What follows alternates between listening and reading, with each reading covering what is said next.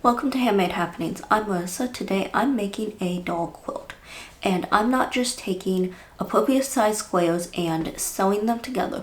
I'm taking the log cabin quilt block and shrinking it to doll size. So this is a quilt done with the log cabin block. So it goes from here.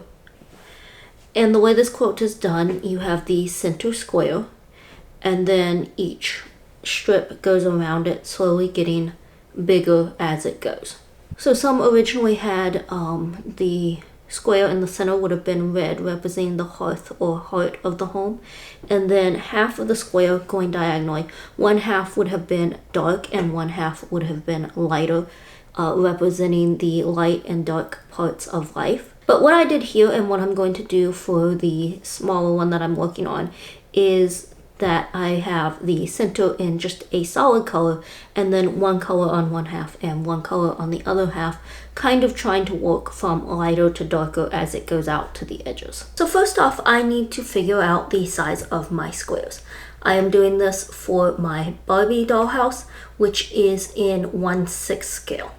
And what that means is that it is 6 times smaller than regular size. So if you take a regular item in real life and measure it, you're going to take that measurement and divide it by 6 to get the size that it would need to be in the dollhouse. Because of that, I have decided that I don't want my squares to be any bigger than 2 inches when they're completed. For reference, here on my mat, a 2-inch square is this inner square right here. And this 2-inch square in the dollhouse would be the equivalent of this 12-inch square in real life. So to help me figure this out, I made a sketch. It's a very crooked sketch, but anyway.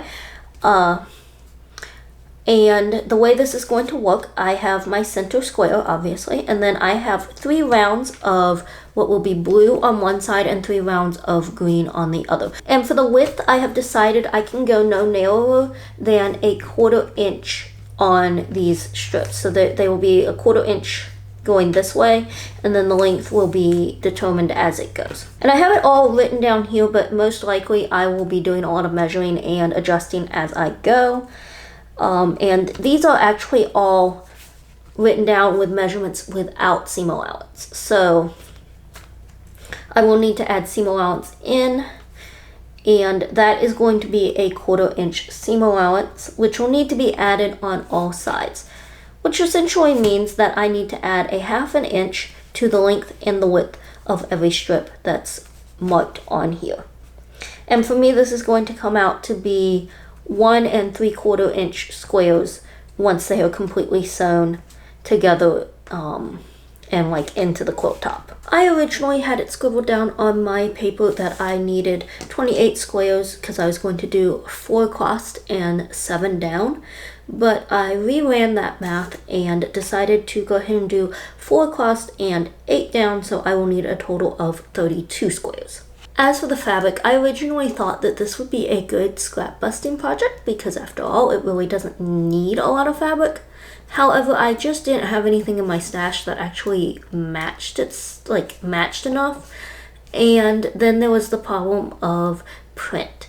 For this being so small, I mean, you're only going to see 1/4 inch strip of it once it's all sewn together.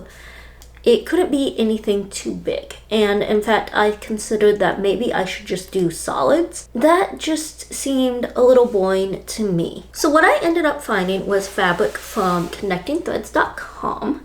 And they have a lot of different like tonal fabrics and stuff that are kind of like set colors. And I think it seems like they keep them all in like all the time. It's not like a limited thing where it's, you know, get it while it's here. That I believe are meant to be used as basics or to kind of harmonize the colors together in quilts and such. And they have this collection that's called the Metallic Quartz. And it's got these like gold veins in it, but they're not overly big. And since it comes in so many colors, I was able to do more of an ombre effect. So I got 3 different shades of green. I have a light, medium, and dark. And then I did the same with the blue, light, medium, and dark of the quartz. Now I will say the one bummer about doing it this way is that because it was ordered online, I had to buy 1/2 yard of all of these, which seemed really ridiculous However, I do figure that I can use these. In fact, I am planning a few Barbie ball gowns that will probably include these fabrics. So it wasn't too bad, I suppose. And for the centerpiece, I didn't have fabric that I bought because I was kind of putting it off. I didn't know what I wanted.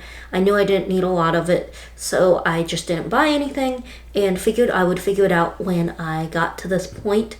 So what I found in my stash is this red fabric with like a gold vine print on it. I think I got it when I was doing like a doll Christmas dress or something like that.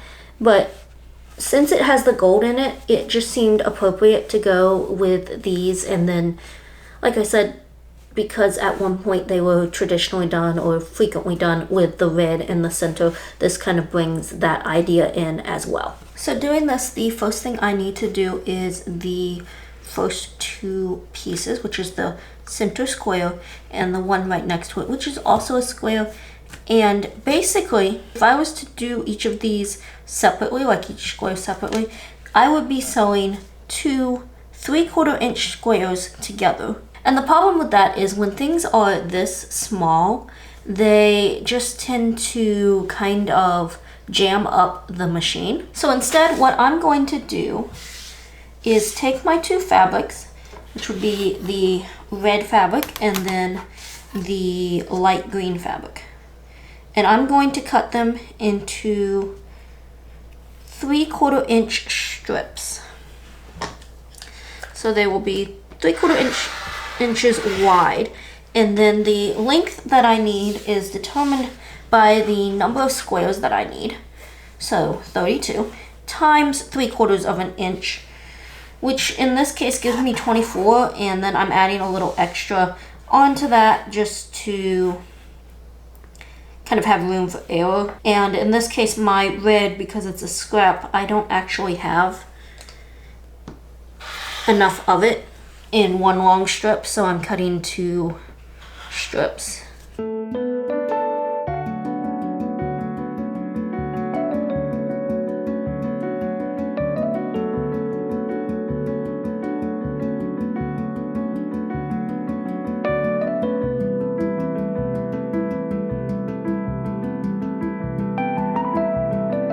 Now that I have both pieces cut out, I'm going to place them with the right sides together, pin them in place.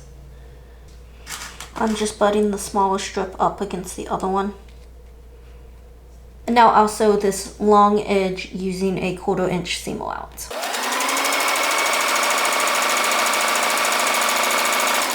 So now I'm taking the strip and straightening off one edge. One short edge, by the way. And now measuring 3/4 inch over from the short edge.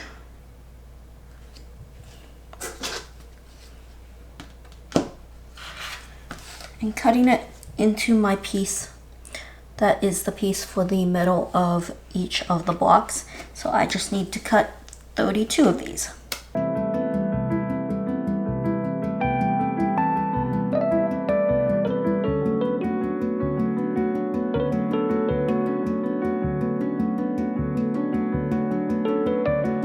So my first pieces measure about 1 inch, which is what they're supposed to measure. And the next piece is another piece of green. So I've already cut a strip of 3/4 inch green. I'm going to need more of it, but I'm now going to cut this into 1 inch pieces.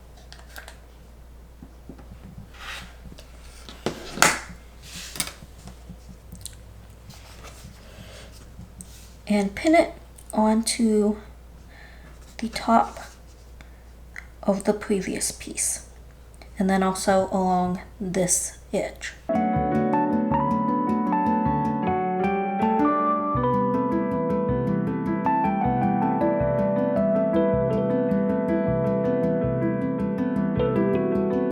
Round 3 starts with the light blue fabric, and at this point I decided to try a shortcut. So I cut my 3/4 inch strip of fabric and then pinned each of my blocks to it. Next, I sewed along the entire strip and pressed the seam. Then cut everything apart, and as I went, I also checked the size just to make sure I was staying on track. And this experiment was successful, however, it was still a lot of work and slightly impractical. So moving forward, I actually stopped pinning the squares to the fabric altogether, and this actually worked really well. So the process moving forward stays the same, the block just gets slowly bigger, and the color changes every other round. Because of that, I'm not going to talk about each individual round, but the footage hopefully will progress through the block while I talk about the details. So every round started by cutting the 3/4 inch strips, and as the block got bigger, I needed more of those. I think the most I used was 3 strips that were the full width of my fabric and then a little extra. Then I moved on to sewing the blocks again without pinning, which really saved time because it meant it gave me one long seam to press rather than a bunch of small blocks. I didn't have all of those threads that I had to trim, and when I cut all of the pieces apart, it also doubled as trimming the block to make sure it stayed the right size. So what I did when cutting the pieces apart was I started by measuring a 1/2 inch from the seam line of the round previously sewn. No, so not the one that I had just sewn, but the one before that. And that was my first cut, was right at that point. Then I flipped it to the other side, and I would measure from the raw edge that I had just cut over to the size that the block was supposed to be, and that was my second cut. And I have a chart here with the length and colors of the strips for each round and progress images after most of the rounds. I think I forgot to take a picture of a couple of them. So here's the finished blocks. Now, I thought that making a miniature quilt would go faster than making a full-size one, which I guess technically was correct, but not really as much faster than I thought it would be, because it did still take about 1.5 days to get these done. With all of the blocks assembled, I did lay them out to the width and height that they were supposed to be in, and decided that it was too long. So I ended up taking one of the rows off, which means that I did make 4 blocks more than I really needed to. As for how the blocks would be arranged in the quilt, there are quite a few different layouts for log cabin blocks. I had narrowed it down to 2. One is the sunshine or shadow, which is where the light side of a block would only be attached to the light sides of other blocks around it. And then of course it would be the same for the dark, or in my case, the blue would be attached to blue and the green would be attached to green. And my other option was the barn raising, which was a diamond in the middle that sort of radiates out.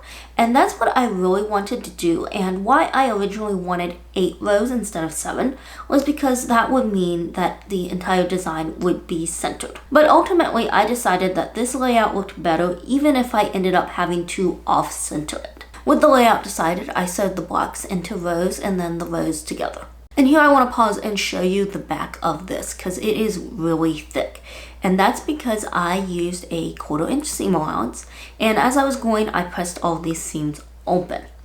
And because there's only about a 1/4 inch strip of the fabric actually showing on the right side of the square, that caused all of the seam allowances to overlap. And there's not much I could figure out to do about this because I refused to make the seam allowance smaller, and I suppose I could have trimmed it down to 1/8 of an inch after it was sewn, but that's more work, and to me it's always a little risky that you might cut wrong or that it will just end up unraveling. Alright, now on to making the quilt sandwich. I didn't want to use any of the metallic fabric from the quilt blocks for my backing. So I turned to my stash and found this red broadcloth. And my mom and dad both liked this because it made the red in the centers of the blocks pop. And I didn't have anything else, so I went with that. For the batting, I didn't want anything too thick, so I used some leftover flannel. I cut both of these out a couple inches larger than the quilt top and then layered them together. For the quilting, I started by doing what's called a stitch in the ditch, which just means that it's going right down a seam. So I went down the center and then did another one across between rows 3 and 4. This isn't exactly center since I had an uneven number of rows, but I thought it was more important to have it down a seam line. And it is the center of the diamond that's created in this design. For the decorative stitching, I stitched in diamonds to highlight the design the layout makes. So as it radiates out, I basically just stitched in diagonals following those colors and the design that's already kind of naturally there.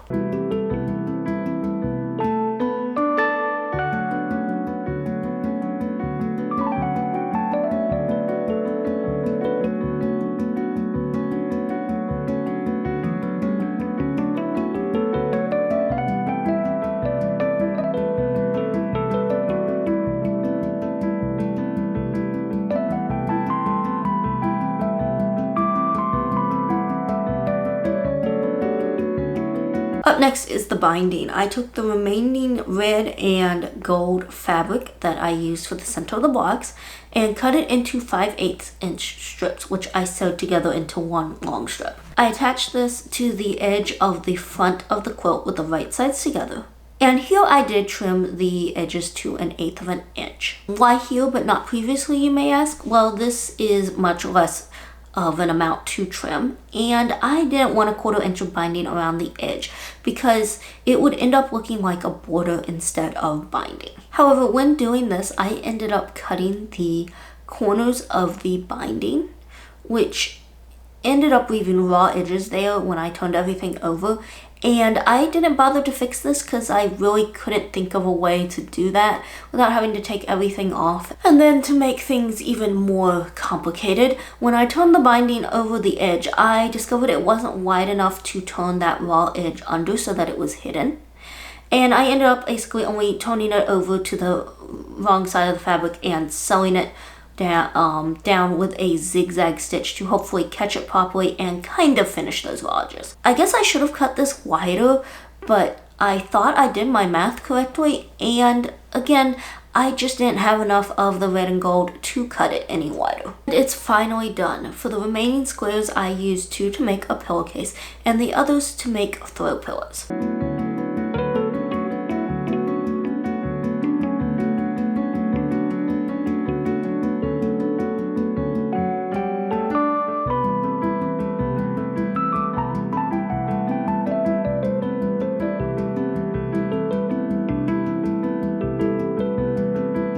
Wow, what a project. This was only 2 days, which is less than a full-size quilt, obviously.